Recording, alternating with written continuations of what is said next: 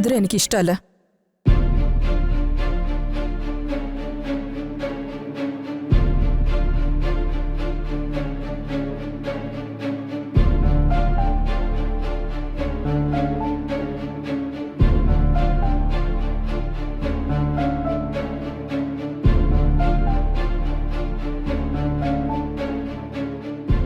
എന്നാലും ഇന്ന് അമ്പലത്തിൽ വെച്ച് സംഭവിച്ചതിന്റെ ഞെട്ടൽ ഇപ്പോഴും മാറുന്നില്ല. ഒരു തേനീച്ച കുത്തുപോലും കൊള്ളാതെ നമ്മൾ എങ്ങനെയോ രക്ഷപ്പെട്ടു, അല്ലേ അമ്മേ?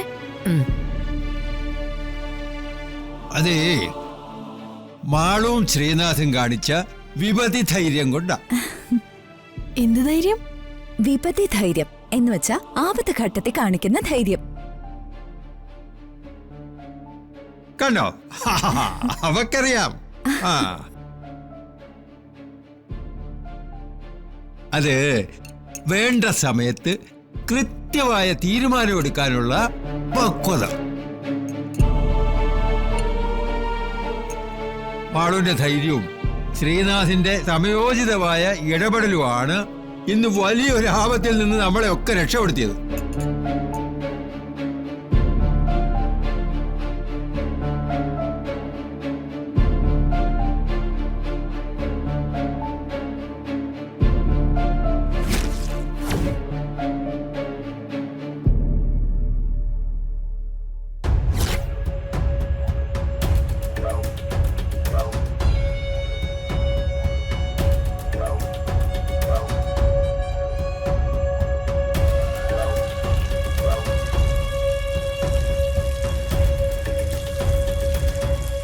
ഞാൻ പറയാൻ പോകുന്ന കാര്യം ബ്രോ എങ്ങനെ എടുക്കുമെന്ന് എനിക്കിപ്പോഴും അറിയില്ല.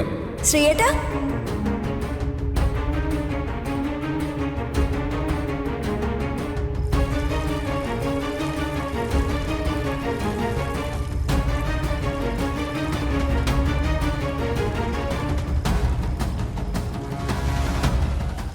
ഏട്ടാ, എന്റെ ദാസപ്പൻ ചേട്ടാ.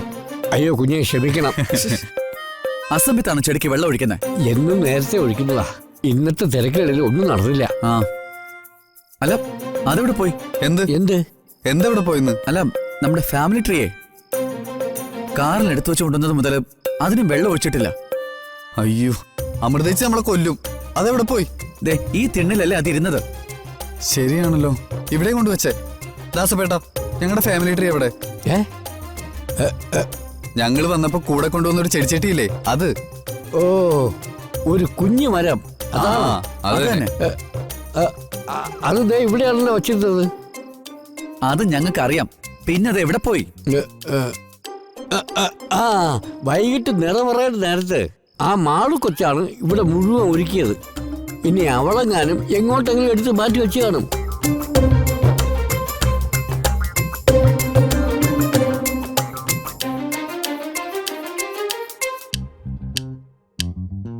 രാമപുരത്തമ്മ മധുരവർഷം നടത്തി നമ്മുടെ കുട്ടികളെ അനുഗ്രഹിച്ച സ്ഥിതിക്ക് നാളെ തന്നെ അമ്മുവിന്റെ ശ്രീനാഥിന്റെ മോതിരം മാറ്റം നടത്തിയാലോ എന്നാ.